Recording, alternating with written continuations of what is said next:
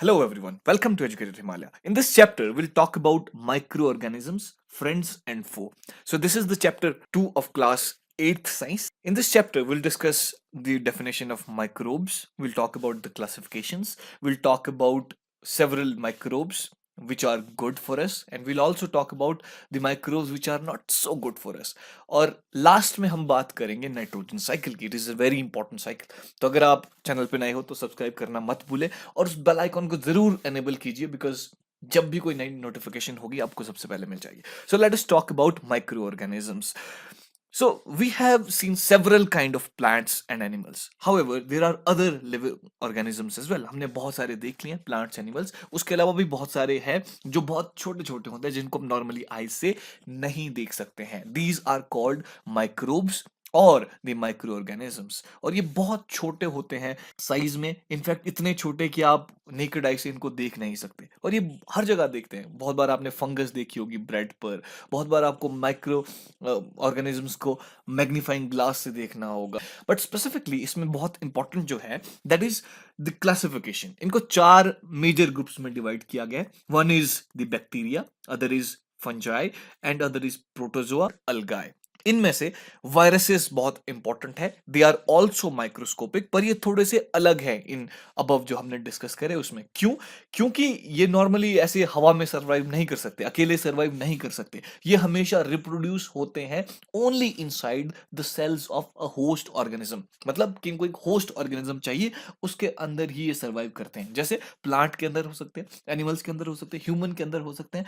तो बहुत बार आपने को पता होगा जैसे common elements like cold, flu, ये सारे के सारे वायरस की वजह से होते हैं. उसके अलावा बहुत सीरियस डिजीजेस जैसे पोलियो, चिकन पॉक्स, ये सारे वायरस के द्वारा होते हैं. उसके अलावा कुछ डिजीज ऐसी है जैसे डाइसेंट्री, मलेरिया, ये सारे के सारे प्रोटोजोआ के द्वारा फैलाए जाते हैं. उसके अलावा टाइफॉइड, ट्यूबरक्लोसिस जो कि टीबी के नाम से बहुत फेमस है, ये सारी की सारी बैक्टीरियल डिजीजेस है. So these are the classifications. अगर आपको देख सकते हैं, थोड़ा सा देखें, दीज आर बैक्टीरियाज. उसके अलावा यहाँ देखिए amoeba, this is paramecium, these are protozoas. उसके बाद अलगाए की बात करें, यहाँ पर आप देख सकते हैं ये अलगाइस है. उसके अलावा फंजाई देख ले, पेंसिलियम, ब्रेड मोल्ड, ये सारे के सारे एग्जाम्पल्स है.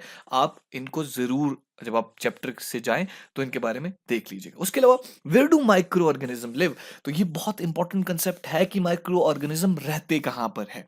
सो ये हर तरह के एनवायरनमेंट में रह सकते हैं. आइस कोल्ड टेम्परेचर में ये देखने को मिल जाते हैं. उसके अलावा हॉट स्प्रिंग्स में भी आपको देखने मिलेंगे.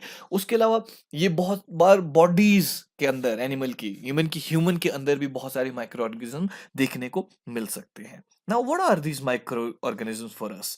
सो हमें क्या क्या फायदा हो सकता है? तो let us talk about the friendly micro organisms. तो सबसे पहले बात करते हैं एग्रीकल्चर में.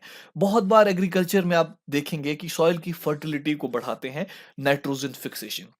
चैप्टर के एंड में हम नाइट्रोजन साइकिल में जब बात करेंगे तो नाइट्रोजन के फिक्सेशन की बात भी करेंगे. तो बहुत बार सॉइल को फर्टाइल बनाने के लिए इंपॉर्टेंट है. उसके अलावा एक ऐसा बैक्टीरिया जिसका नाम है लैक्टोबैसिलस, ये प्रमोट करता है फॉर्मेशन ऑफ कर्ड. तो कर्ड और ब्रेड बनाने के लिए भी बैक्टीरियाज इंपॉर्टेंट एक एस्पेक्ट हो सकता है. उसके अलावा अगर मैं ऐसे बात करूं, यीस्ट बहुत एक इंपॉर्टेंट है. जो यीस्ट हमेशा प्रोड्यूस रैपिडली होता है और ये कार्बन डाइऑक्साइड रेस्पिरेशन के दौरान प्रोड्यूस करता है. तो ब्रेड्स में बहुत इंपॉर्टेंट हो जाती है. पेस्ट्रीज और केक्स बनाने के लिए यीस्ट का इस्तेमाल होता है. That is a bacteria. उसके अलावा कमर्शियल यूज की बात करें तो कमर्शियल प्रोडक्शन ऑफ अल्कोहल और वाइन के लिए यीस्ट को बहुत इस्तेमाल किया जाता है. तो इसमें भी बैक्टीरिया काम आते हैं. The process of conversion of sugar into alcohol is known as the fermentation. तो अगर आप नोट्स बना रहे हैं तो इसके बाद नोट्स बना लीजिएगा या फिर साथ में वीडियो को पॉज करके बना दीजिए, बहुत इंपॉर्टेंट है.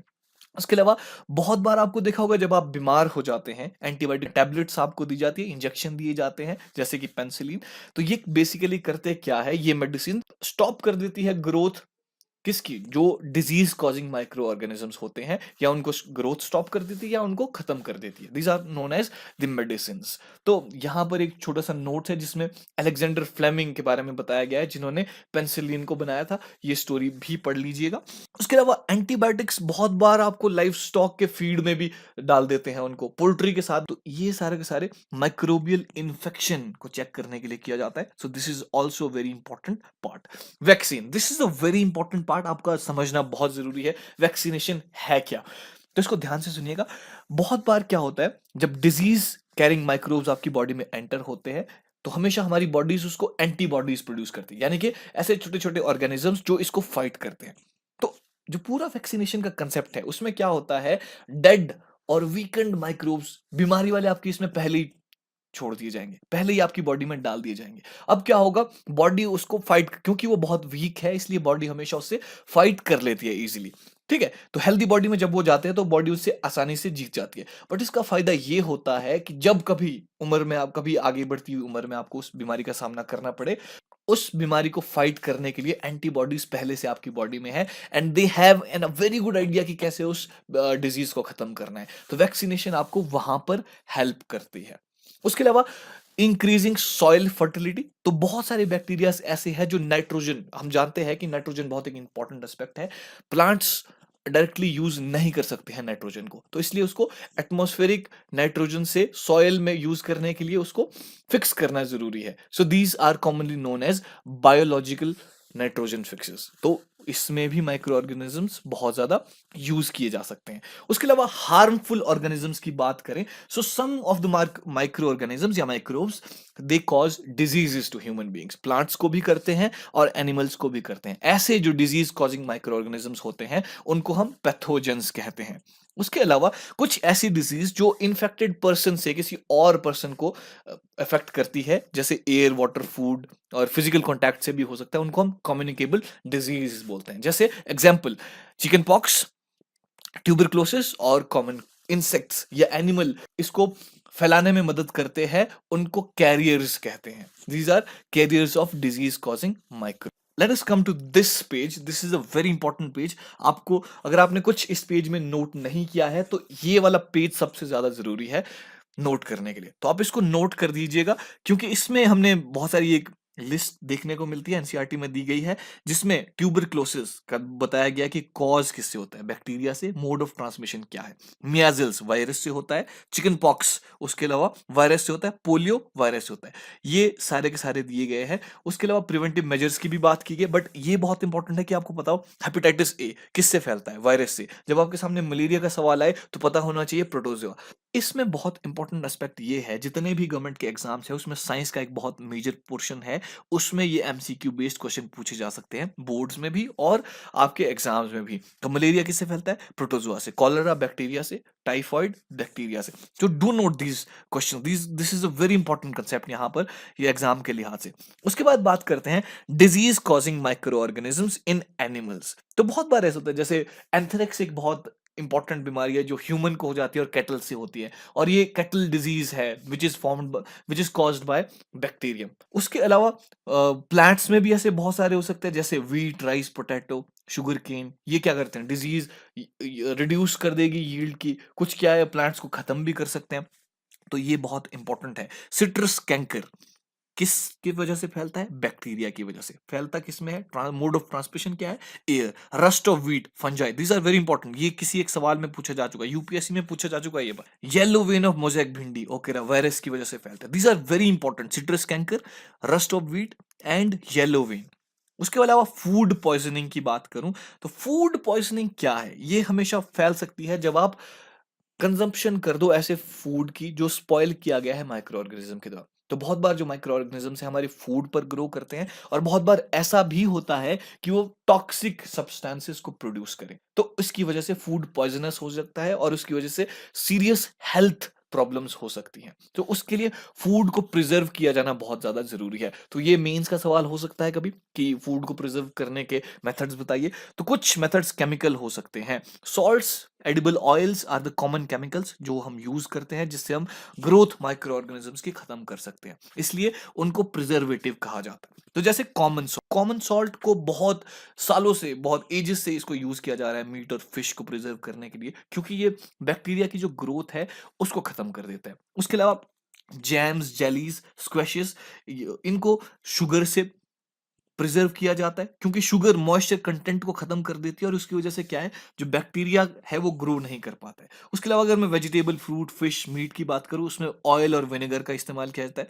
उसके अलावा पिकल्स में इसको यूज किया जा सकता है। हीट एंड कोल्ड ट्रीटमेंट, जैसे दूध, मिल्क में इंपॉर्टेंट है, जैसे मिल्क को पहले 70 डिग्री के अराउंड हीट किया जाता है, लगभग 15 टू 30 सेकेंड्स, उसके बाद सडनली चिल करके स्टोर कर दिया जाता है, और इस प्रोसेस का नाम है पैस्चराइजेशन, जो कि लुईस पैस्चर ने डिस्कवर किया था। इससे क्या होता है कि जो आपकी ग्रोथ है माइक्रोब्स की, वो लगभग खत्म हो जाती है। तो storage, these days dry fruits and even vegetables are sold in sealed airtight packets to prevent attack of microbes. उसके अलावा यहां पर बात करेंगे नाइट्रो फिक्सेशन की। इसमें नाइट्रोजन साइकिल को समझना बहुत ज्यादा जरूरी है। इसमें सबसे जरूरी क्या है कि जैसे हमें पता है कि नाइट्रोजन 78% है हमारे एटमॉस्फेयर में, and it is very important for living organisms, की प्रोटीन्स के लिए, क्लोरोफिल बनाने के लिए, न्यूक्लिक एसिड बनाने के लिए, और विटामिन में भी बहुत इंपॉर्टेंट है।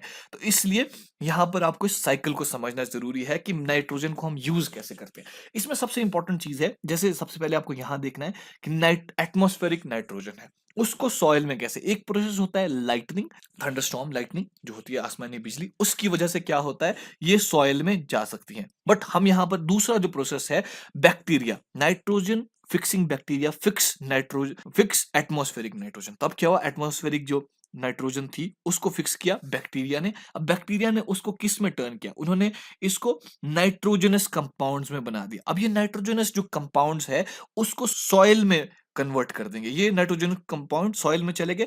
अब जो ये सॉइल में पहुंचे हैं, इसको क्या है, प्लांट्स इजीली ले सकते हैं। दूसरा क्या हो सकता है, जो सॉइल में है, बैक्टीरिया क्या है, इसको गैस में भी कन्वर्ट कर सकते हैं। बट यहां पर थोड़ा सा देखते हैं, जब ये सॉइल में आ गई, जो कि दो प्रोसेस थे, लाइटनिंग प्रोसेस और दूसरा है नाइट्रोजन फिक्सेशन बाय बैक्टीरिया। अब ये सॉइल में है तो प्लांट उसको ले लेंगे। अब प्लांट्स को क्या है, एनिमल्स खा लेंगे। अब एनिमल्स के पेट में नाइट्रोजन चलेगी तो जो उनका वेस्ट है, एक्सक्रीशन है, या उनकी डेथ के बाद ये फिर से मिट्टी में मिल जाएंगे और ये सॉइल तक पहुंच गए। अब ये सॉइल का क्या है, हमने फिर से बोला कि सॉइल का क्या है कि नाइट्रोजन गैस को अगेन बैक्टीरिया, कुछ बैक्टीरिया ऐसे हैं जो सॉइल से कन्वर्ट करते हैं नाइट्रोजन को एटमॉस्फेरिक नाइट्रोजन में। तो यहां पर फिर से ये नाइट्रोजन एटमॉस्फेयर में चली जाती है। तो this whole cycle is called nitrogen cycle, कि जिसमें अल्टीमेटली क्या है, जो 78% अगर एटमॉस्फेयर में नाइट्रोजन है तो अल्टीमेटली उतनी ही रहेगी। पूरा का पूरा प्रोसेस है जिसमें नाइट्रोजन क्या है, जमीन में आती है और जमीन से किस तरह से वापस जाती है, पूरा का पूरा प्रोसेस जिसमें प्लांट, एनिमल, सब कुछ। So this was all about chapter. अगर आपको वीडियो पसंद आया तो दोस्तों के साथ शेयर कीजिए, इसको एक थम्स अप दीजिए, और अगर आपका कोई सजेशन है तो वो भी कमेंट बॉक्स में लिखिए, आई विल डेफिनेटली रिप्लाई।